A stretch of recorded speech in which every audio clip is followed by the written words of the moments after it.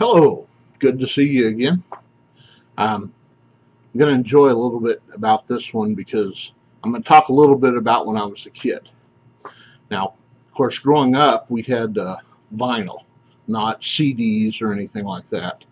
And I remember we had this album, and I know I'm not supposed to be talking about Bill Cosby with all the stuff that's went on, but you know what? That doesn't have anything to do with this. We had a comedy album by him, and it was called Why Is There Air?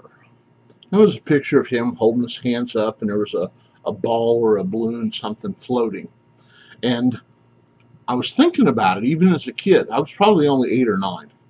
And I wondered why anyone would ask that question. I mean, isn't it kind of a silly question? I mean, we have air because we need it, right? But you know, it did make me think. And I spent a lot of my lifetime thinking about things, digging deeper than just on the surface. And so I'm going to think about that for a little bit. And so, you know, if I think about that question, why is there air? If I try to think about it scientifically, you know, the answer is irrelevant. I mean, what does it matter? It matters that it's there.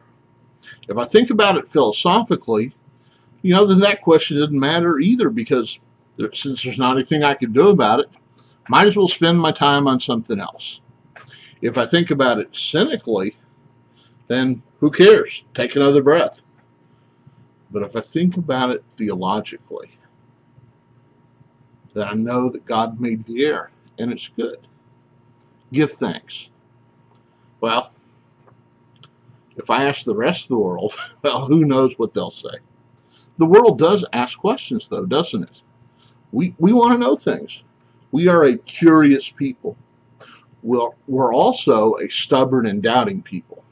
And we are quick to argue and slow to agree. You know, and since the beginning of time, we have wondered about many things. And some of those big questions are, does God exist? What is the meaning of life? What happens next? Why is there something rather than nothing? Who am I? Am I happy? How do I know what is right or wrong? What am I supposed to be doing? And I'm very important ones now. What do I make for dinner? Or what is that woman really thinking? And probably the most very important one, why doesn't everyone listen to me? I mean, I have all the answers. That is a puzzler. So if you've got a problem, you just let me know. I guess we all kind of think that, don't we? You know, when someone asks why and what and how, they're venturing out to see their questions answered. You know, the search. What are we searching for? Why are we searching? And when we find it, what are we going to do with it? You know, our history is just replete with explorers and searchers looking for something, looking for, who knows, the Northwest Passage, the South Pole, the North Pole, a shorter route to China. You know, these were brave men doing dangerous things. And the equipment they had to use, well, most of us today, we would consider useless and dangerous. And some of these guys, you know, they didn't even know what they were looking for. They just had to look and see what was there. They had to know. You know, today we can hardly go to the bathroom without our cell phone. These guys went months and even years without contact. Their danger was life and death. But they had to know. They had questions.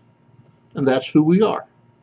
But all along history, there have been bigger questions than what's over there. Who are we? How did we get here? What are we doing? Why are we doing it? Man has spent history exploring a planet that can only answer where stuff is. And then we ask why and what and how, and we miss the important question. And that question is who, or it might be whom. English people don't get too mad at me. You know all the answers to what, why, how, and not knowing who dooms you. And if you know absolutely nothing but who, then you're blessed. The answer to everything is who. Why climb the mountain? Because it's there. Recently I took some time, did a little research on people going to Mount Everest. That seems like an incredible journey, and with my fear of heights, not one I would ever want to make. But I wanted to see the view from the top of the world. And the people who got there, climbed it, talked about the spiritual aspect of the journey.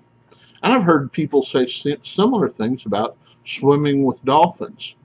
Now, we spiritualize or mythologize or religify, I may have just made up a word, what, when the answer is who? Matthew 27:22, Pilate said to them, "Then what shall I do with Jesus, who is called the Christ?" Life's greatest question is what you believe about Jesus Christ, who he is. Men think we have to take care of things. We have to take care of the job and the family and the car and the lawn, and all of those things can only satisfy a little. And as wonderful or as fulfilling as they can be, they cannot satisfy our soul. We may be a curious people, but we are also a broken people, broken by our rebellion. In the beginning was God. Man knew God. Man knew God was the answer. God gave man everything, even a wife. And man said it was not enough. Man said, I don't like it that way. Man said, my way, not yours, God. And we looked into the face of the one who not only gave everything, but made everything, including us, and said to him, get out. Adam paid that price. And we've been paying that price ever since, seeking satisfaction for our souls in inventions and discoveries and pursuit of wealth, pursuit of power, seeking fame, in drugs and alcohol, and all kinds of various forms of I'm smarter than you. When all we had to do was look to our Creator and say, please come back into my life. I was wrong. I am wrong, and I need you. I need you more than anything else. And Pilate said to them, then what shall I do with Jesus, who is called the Christ? Well, the question remains. And it's not just a question of salvation. Yes, that's the first step. There's a time, a moment, where we pass from death to life, when God cleanses us from sin and makes us whole and new and pure for the very first time. Oh, that is a glorious day, a glorious moment. And that is a great work that God does in us, the greatest. But the question remains, what shall we do about Jesus? Our lives are still in front of us. Maybe we have fewer days than we once had, but we still have days. Can any amongst you say, you've done enough? I know I can't. And I think I need to be brutally honest here. Neither can you. How can we possibly ever do enough to repay what has been given us? How can we praise and love God enough? We can't, but we can give our best. We can do what we can. We can give what we have. Most of the world is still out there thinking, asking foolish questions, unimportant questions, or seeking stuff that just doesn't matter. Well, we have the answer they need. We know the answer is Jesus. All he is in us. And there's nothing we can't do. Believe it. Now, if you're one of the people that don't know Jesus, well, it's time. Because now is the time and here's the place. You just have to say yes. I did think about that album, and I went and looked for it, and I found it where you could listen to it online. Because, I didn't remember what the answer to the question was. Why is there air? And he never answered the question. I spent half an hour and got nothing. But no time thinking about Jesus is ever wasted. No time serving and obeying Jesus is ever wasted. We still have all of that before us, and it's time to make a difference in the lives we meet. And Pilate said to them, then what shall I do about Jesus? Then what shall I do with Jesus who is called the Christ? And what are you going to do with Jesus who is called the Christ? Thank you for your attention, and I will see you next time.